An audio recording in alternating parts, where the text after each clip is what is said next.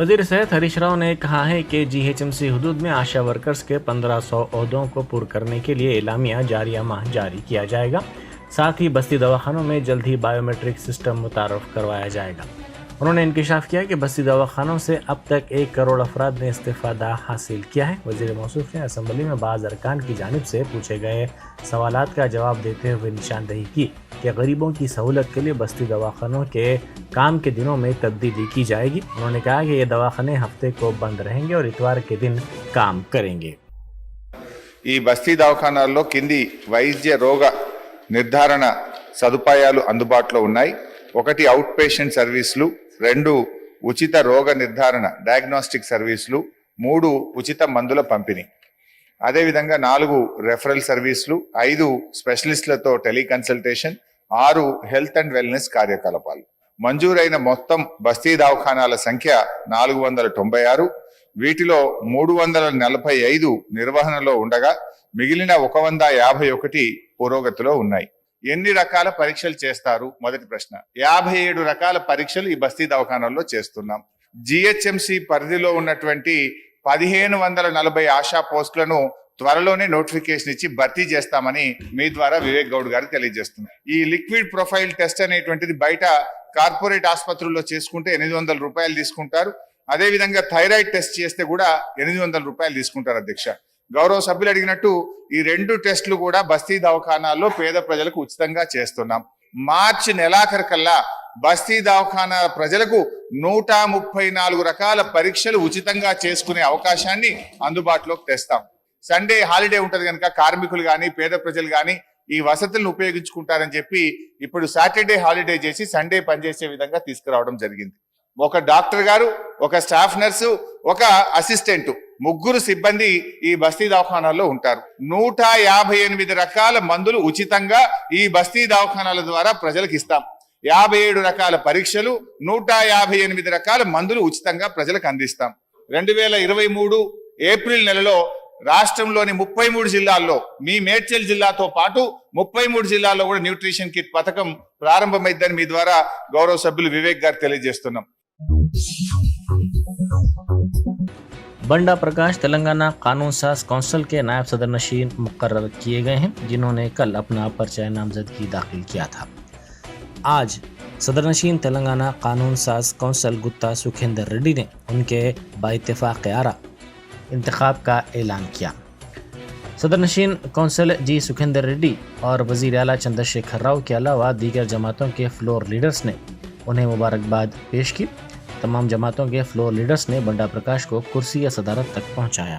Proposer Shri बंडा प्रकाश मसूदनाचारी सिरकोंडा proposer, बंडा प्रकाश MS Prabhakar Rao proposer, बंडा प्रकाश doctor पल्ला Rajeshwar Reddy is the proposer, Sri Banda Prakash Mallesham Yegge is the proposer. Sri Banda Prakash is the only candidate duly nominated to the office of the Deputy Chairman, Telangana Legislative Council. As such, I declare that Sri Banda Prakash is elected unanimously to the office of the Deputy Chairman, Telangana Legislative Council. I extend my wholehearted greetings to the Sri Banda Prakash on his election to the office of the Deputy Chairman, Telangana Legislative Council, and wish him success. Now I request Honorable Chief Minister, the Ministers for the Legislative Affairs and the Minister for the Home, Chief Whip and other leaders of the all legislative parties to conduct Sri Banda Prakash to the chair.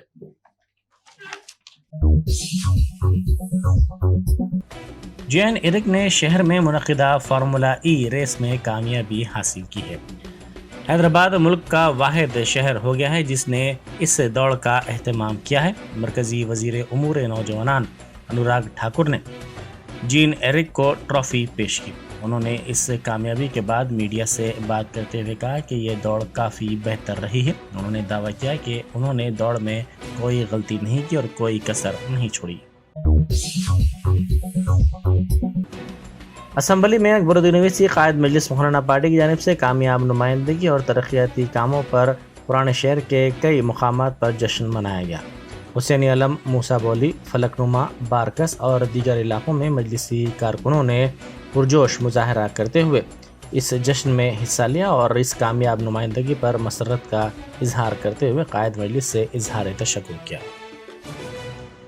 अस्सलाम वालेकुम रहमतुल्लाहि व बरकातहू। हाफिज बाबा नगर की जानिब से जो है जो कंडक्ट किया गया है, जो असदुद्दीन अवैसी साहब और असदुद्दीन अवैसी साहब के फोटोज को जो है से जो मिलाया गया है, इसकी वजह ये है कि हमारे असदुद्दीन अवैसी साहब जो है पार्लियामेंट में मुसलमानों के लिए, माइनॉरिटीज़ के लिए बहुत पुरजोर कोशिश कर रहे हैं और जो है तो कामयाब नुमाइंदगी कर रहे हैं। और हमारे जो अकबरुद्दीन अवैसी साहब MLA है हल्का सदर मुंतखब, उन्होंने जो है हमारे माइनॉरिटीज़ लोन के लिए जो है तो पुरजोर कोशिश करके उसको जो है तो करोड़ों रुपया सैंक्शन कराया और जो है स्कॉलरशिप जो ओवरसीज स्टूडेंट्स के लिए जो रुके हुए थे वो भी कामयाब नुमाइंदगी कराते हुए करोड़ों रुपया जो है सो सैंक्शन करवाया। और जो है सो जो डेवलपमेंट्स के जो काम थे जैसे कि रोड वाइडनिंग के और जो है सो जो वक्फ बोर्ड के जो काम थे, जो वक्फ लैंड के जो है सो नाजायज कब्जे हो रहे थे, उन लोगों के लिए जो कब्जेदार थे उन लोगों को जो है सो जेल को पहुंचाने के लिए और कार्रवाई करने के लिए ये लोग पुरजोर जो है सो कोशिश किए हैं। असेंबली में हम अकबरुद्दीन अवैसी साहब और असदुद्दीन अवैसी साहब के तहत दिल से शुक्रगुजार है। हमारे जो है माइनॉरिटीज़ के लिए जो लोन रहन दो, एजुकेशन लोन रहन दो, और जैसा कि हमारी ये 100 फीट की रोड की जो है सो वाइडनिंग है और सीवला की 60 फीट की रोड की वाइडनिंग है और उमर होटल का ने जो हमारा फुट ओवर ब्रिज डलाए हैं उसके लिए और तमाम और डेवलपमेंट्स के लिए जो काम किए जा रहे हैं माइनॉरिटीज़ के लिए, हम इसके लिए इनसे तहे दिल से शुक्रगुजार है। फिर एक बार हम इस चीज़ को दोहराते हैं कि जो है फ्रूट मार्केट का भी जो है सो शरीफ नगर पे पहाड़ी शरीफ पे इंतजाम किया गया है, जिससे मुसलमानों को जो है तो फ्रूट मार्केट का भी जो है सो बहुत बड़ा कामयाब नुमाइंदगी है। तमाम ऐसे कई डेवलपमेंट्स है जिसकी जो है सो हम जो है सो सराहना करते हैं और अनगिनत और अनथक इनकी कोशिशों से जो है सो हम लोग जो है सो शुक्रिया अदा करते हैं। हम तमाम आवाम की जानिब से शुक्रिया अदा। मसरूफ तरीन चादरघाट रोड पर पड़े गड्ढे की मरम्मत का काम किया जा रहा है। दारुशफ़ा से चादरघाट जाने वाली इस रूट की मरम्मत का काम वाटर बोर्ड और GHMC के अहदेदार मुश्तरका तौर पर अंजाम दे रहे हैं। पानी के ज़ायद बहाव के पेश नज़र कामों में तेज़ी पैदा की गई है। मरम्मती कामों के सबब इस रूट पर ट्रैफिक के रुख को मोड़ दिया गया है। कबलजी गोशा महल हिमायत नगर में भी सड़कों पर ऐसे ही बड़े गड्ढे देखे गए थे। शहर के मुख्तलिफ बाज़ारों में बारीक चावल की कीमतों में बड़े पैमाने पर इजाफा हुआ है। 1 कुंटल चावल के थैले पर 500 तक 600 रुपये का इजाफा दर्ज किया गया है। कबलजी सोना मसूरी नए चावल का थैला 3800 रुपये था, जो मौजूदा तौर पर 4300 रुपये हो गया है। सोना मसूरी पुराना चावल 4800 रुपये फ़ी कुंटल था, इसकी कीमत बढ़कर 5300 रुपये हो गई है। माशी बहरान और बढ़ती हुई महंगाई से आवाम को मुश्किल सूरत हाल का सामना करना पड़ रहा है। दूसरी तरफ ताजरीन का कहना है कि बारीक चावल की कीमत में इजाफे के लिए दरमियानी अफराद, दलाल और राइस मिलर्स पूरी तरह जिम्मेदार हैं। गुज़िश्ता माह 1200 रुपये में 25 किलो फ़रोख्त किया जाने वाला थैला 1400 रुपये में फ़रोख्त किया जा रहा है। बाज़ारों में फ़ी कुंटल बारीक चावल के थैले पर तकरीबन 600 रुपये का इजाफा दर्ज किया गया है, जिससे आवाम में तशवीश की लहर देखी जा रही है। वनपर्ती ज़िले में बस उलट गई। इस हादसे में 15 मुसाफिरीन ज़ख्मी हो गए। यह हादसा कौमी शाहराह के करीब सुबह की अवलीन सातों में उस वक्त पेश आया जब RTC बस के ड्राइवर ने तवाज़ुन खो दिया और यह बस उलट गई। इस हादसे में बस में सवार मुसाफिरीन में से 15 मुसाफिरीन ज़ख्मी हो गए। यह बस यादगीरगुट्टा से तिरुपति की सिमत जा रही थी। ड्राइवर हालत नींद में था, जिसके नतीजे में यह हादसा पेश आया। इत्तला मिलते ही कोटागोटा पुलिस फौरी तौर पर वहां पहुंची, जिसने राहत कामों का आगाज कर दिया।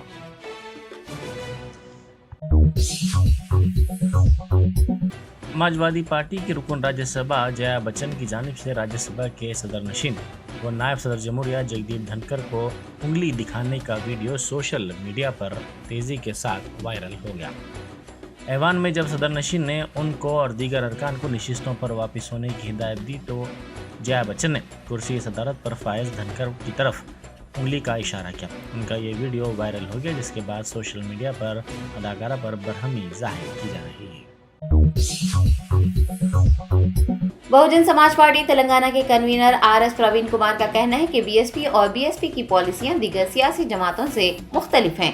एक प्रेस कॉन्फ्रेंस से मुखातिब होते हुए साबिक IPS अफसर ने तेलंगाना में आइंदा होने वाले इंतखाबात के खुसूस में मुसलमानों की आबादी के लिहाज से ही मुस्लिम उम्मीदवारों को पार्टी की जानिब से टिकट देने का वादा किया है। BSP रहनुमा ने दीगर जमातों जैसे कांग्रेस, BJP, BRS को BSP की तरह ही मुस्लिम उम्मीदवारों को आबादी के लिहाज से इंतखाबात में टिकट देने का चैलेंज किया है।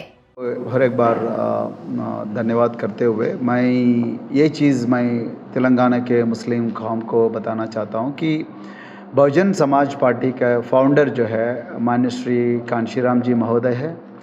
माननीय जी कांशीराम जब वो जिंदा था उसका ये नारा था कि जिसकी जितना संख्या भारी उसकी उतना हिस्सेदारी, माने कि आप 10% है, आपको हर जगह 10% का कोटा मिलना चाहिए।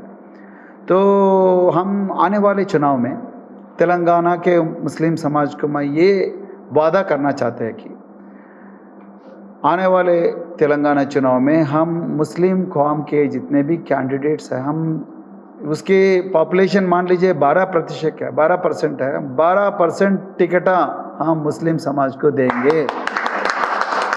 मैं ये सवाल मैं बाकी पार्टियों से पूछना चाहता हूँ कि BRS या कांग्रेस या BJP, आपके पास दम है, आपके पास ईमानदारी है कि आप लोग ये स्टेटमेंट दे सकते हैं कि मुस्लिम समाज को उसके आबादी के मुताबिक, उसका पॉपुलेशन के मुताबिक आप उसको टिकट बांट सकते हैं क्या? तो अगर आपका दिल में वो इरादा है तो आप लोगों को बोलिए, कृपया आके बोलिए लोगों को। तो हम आज ये यहाँ से हम ये ऐलान कर रहे हैं कि आने वाले दिनों में, आने वाले चुनाव में मुस्लिम समाज के ये 12% का पॉपुलेशन है, हमारा टिकट का बंटवारा भी 12% मुस्लिम समाज को होगा, ये वादा है हमारा। तो मैं यही चीज़ आपको बोलना, क्योंकि हमारा फाउंडर माननीय श्री कांशीराम महोदय ने और बहन जी कुमारी मायावती जी ने यही नारा पे चल रहा है। पिछले उत्तर प्रदेश चुनाव में पिछले 2022 में हुआ है, उस चुनाव में 100 मुस्लिम कौम के लोग हम टिकट बंटवारा किए, हमारा माननीय बहन जी कुमारी मायावती जी ने, माने कि 25% टिकट जो मुस्लिम समाज को बंटवारा किए थे। हम उसी मुद्दे पे, उसी बात पे अभी भी खड़े हुए हैं। मैं ये सवाल कांग्रेस को पूछना चाहता हूँ, ये सवाल मैं BJP को पूछना चाहता हूँ, ये सवाल BRS को पूछना चाहता हूँ, आप इसी बात पे कड़ के रह सकते क्या? ये चुनौती ले सकते क्या? अब ले तो फिर बताइए लोगों को क्या देते हैं मुस्लिम समाज को? सिर्फ कागज़ देना, नहीं तो सिर्फ कपड़े देना, नहीं तो दावत देना, नहीं, लोगों को ज़िंदगी देना है। अगर उसके पास, आपके पास ईमानदारी है तो बताइए लोगों को बाहर आके।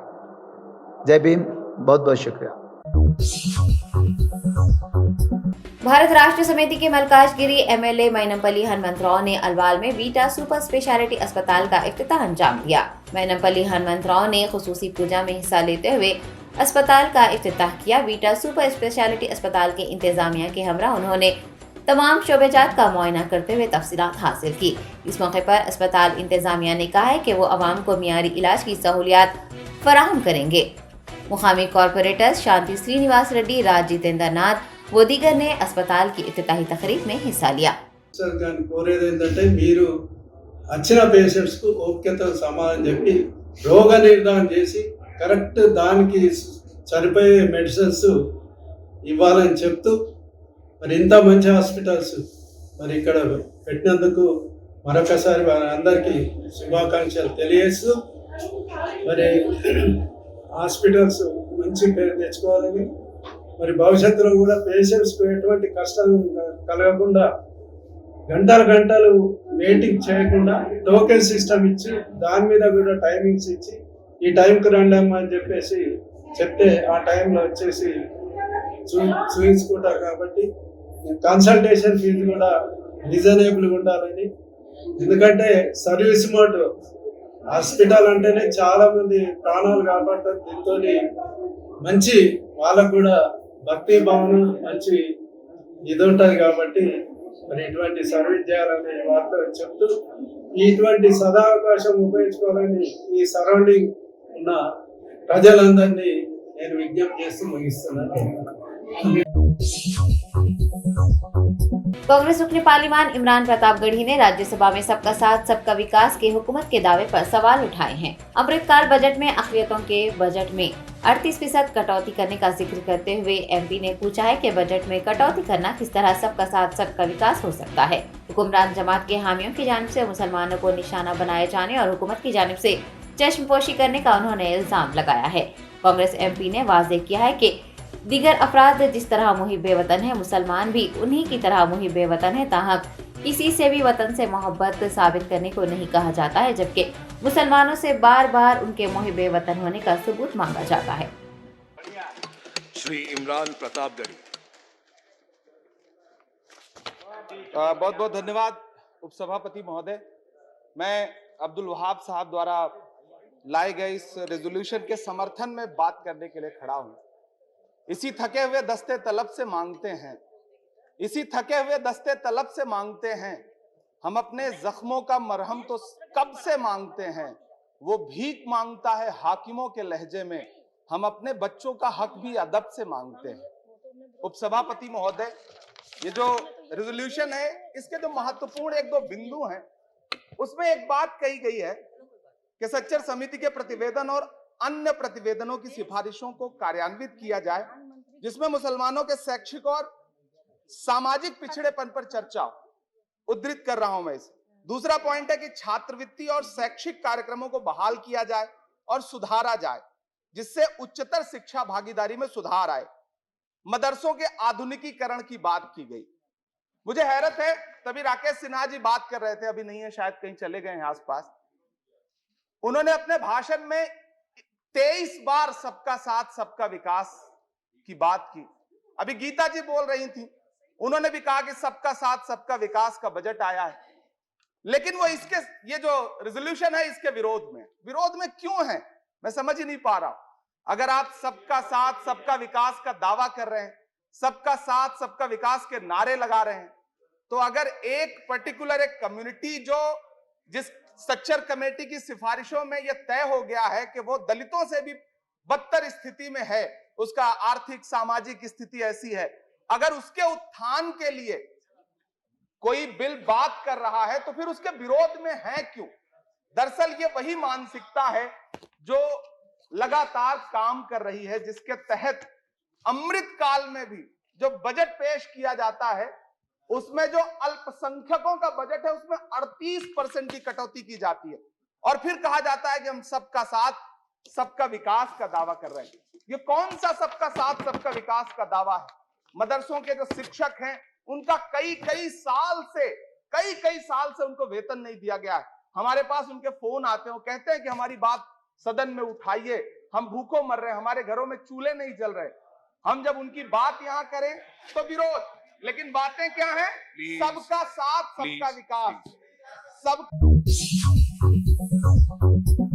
Germanton super speciality hospital, doctor Mir Jawad जार Khan, senior experienced orthopaedic surgeon, bone fracture, joint replacement, hip replacement और स्पाइन सर्जरी कामयाबी से अंजाम दे रहे हैं। इसके अलावा neuro surgery, cardiology, gynaecology, dental, general medicine, dialysis और फिजियोथेरेपी जैसे शोबाजात में इंतहाई कामयाबी के साथ वाजबी फीस में इलाज किया जा रहा है। शेयरिंग और प्राइवेट रूम्स, अस्पताल में 24 घंटे MRI, CT scan, 2D digital X ray, ultrasound, operation theatre, ICU और लैब की सहूलत दस्तयाब है। आपकी उम्मीदों के ऐन मुताबिक Germanten super speciality hospital, pillar number 150, Attapur, Hyderabad.